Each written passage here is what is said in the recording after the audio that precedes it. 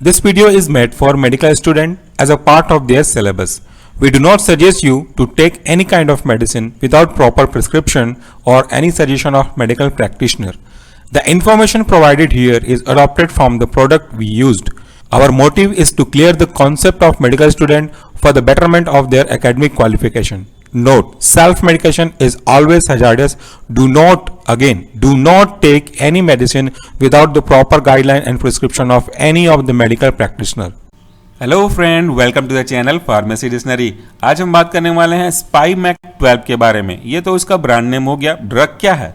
इसका जो active constituent है वह है आपका ivermectin, which is a dispersible tablet. तो अब सबसे पहले तो मैं इस लाइन का मतलब बता दूं, क्योंकि इस लाइन में तीन चीजें छिपी हुई हैं साफ जो कि आपको जानना जरूरी है। पहला जो पॉइंट है वहां पे लिखा हुआ RX, चलिए इसको मैं बता भी देता हूं। RX का मतलब होता है टेक दाउ, यानी कि जब हम कभी भी कोई फिजिशियंस अपने पेशेंट के लिए दवाइयां लिखते हैं तो लिखने से पहले सबसे पहले RX लिखा जाता है, which is a Latin word, जिसका मतलब होता है कि हम भगवान को याद करते हुए भगवान से दुआ मांगते हैं कि आपकी प्रॉब्लम जल्दी से जल्दी ठीक हो। ये एक रिप्रेजेंटेशन सिंबल है। दूसरा यहाँ पे अगर आप देखेंगे तो लिखा हुआ है आइवरमेक्टिन। ये ड्रग है, ये एक्टिव कॉन्स्टिट्यूएंट है, एक्टिव फार्मास्यूटिकल इंग्रेडिएंट है आइवरमेक्टिन। दूसरा लिखा हुआ है डिस्पर्सिबल। इसका मतलब ये उसकी कैरेक्टरिस्टिक फीचर्स को बता रहा है, उसकी प्रॉपर्टी को बता रहा है कि ये एक ऐसा टैबलेट है जो डिस्पर्स यानी कि आसानी से घुल जाने वाला है। और तीसरा जो है वो है टैबलेट। ऑब्वियसली ये उसके एक डोजेस फॉर्म को बता रहा है कि ये सॉलिड डोजेस फॉर्म या यूनिट डोजेस फॉर्म का एक एग्जांपल है। तो ये तीन चीज़ें हमको उसके बेसिक जानकारी प्रोवाइड कर रही हैं। अब बात कर लेते हैं कि आइवरमेक्टिन की कैटेगरी क्या है, इसका इंडिकेशन क्या है। आइवरमेक्टिन एक ऐसा ड्रग है जो अभी कोविड-19 में भी प्रिस्क्राइब किया जा रहा है, बट हम उसके बारे में डिस्कस नहीं करेंगे because that is not approved yet for the कोविड-19। इसका जो अप्रूवल है वो है एंथेल्मेंटिक ड्रग के रूप में, यानी कि अगर पेट में चाहे बच्चे हों चाहे आप हों, उनके पेट में किसी भी तरह के वर्म्स हो जाते हैं स्पेसिफिक, ये वर्म्स उसके इंटेस्टाइन में अटैच करके अपने आप को सर्वाइव करवाते रहते हैं। जैसा ये अगर हमारा इंटेस्टाइन है, इस इंटेस्टाइन में बहुत सारी चीज़ें ऑलरेडी प्रेजेंट हैं, जैसे न्यूट्रिएंट प्रेजेंट है, फूड प्रेजेंट है, वाटर प्रेजेंट है। Each and everything which has been digested और अनडाइजेस्टेड वो आपके इसी इंटेस्टाइन में प्रेजेंट है। इसी इंटेस्टाइन में ये जो वर्म है वो अपने आप को अटैच कर लेते हैं, अपने आप को चिपका लेते हैं, पकड़ करके रखते हैं। और ये वर्म आते कहाँ से हैं? बच्चों की बात करें तो बच्चों में तो बहुत कॉमन है कि वो मिट्टी खाने लग जाते हैं, किसी भी चीज़ को जमीन से उठाकर खाने लग जाते हैं। तो वर्म्स हैं, उनके एग या उनके लार्वा होते हैं जो कि उनके उस डाइजेस्टिव रूट से होते हुए इस इंटेस्टाइन तक पहुंच जाते हैं और काफ़ी मात्रा में सुटेबल कंडीशन देखने के बाद मल्टीप्लिकेशन करने लगते हैं। बड़ों में संभावना बहुत कम होती है, लेकिन बड़ों में भी कारण यही है कि अगर प्रॉपर हाइजीन मेंटेन नहीं किया गया हो, प्रॉपर हैंड वॉश ना किया गया हो, तो ये उसी ओरल रूट से पहुंच सकते हैं आपकी बॉडी में और फिर धीरे से आपके इंटेस्टाइन में पहुंच सकते हैं।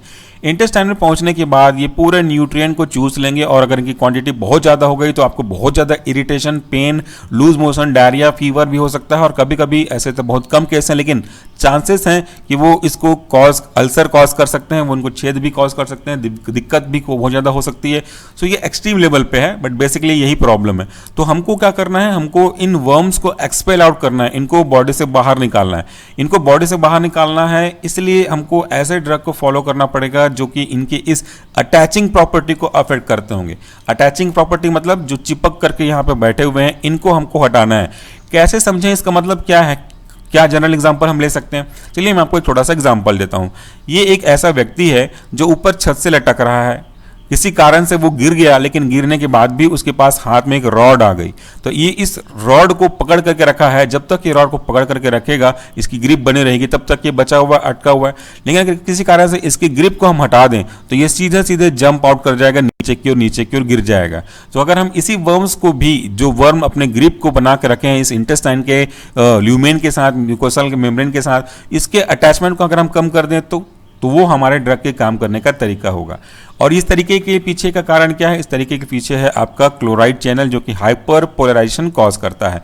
आपको अगर ये जानना है कि क्लोराइड चैनल क्या है, पोलराइजेशन, हाइपरपोलराइजेशन क्या है, तो आप हमारे मेन चैनल सॉल्यूशन फार्मेसी में डिटेल लेक्चर के लिए विजिट कर सकते हैं। यहाँ पे मैं केवल बेसिक चीज़ों को डिस्कस करूंगा। सो हाइपरपोलराइजेशन डेवलप होने की वजह से इनके अंदर पैरालाइसिस, जिसको हम लोग बोलते हैं लकवा मार जाता है, वो होने लगते हैं।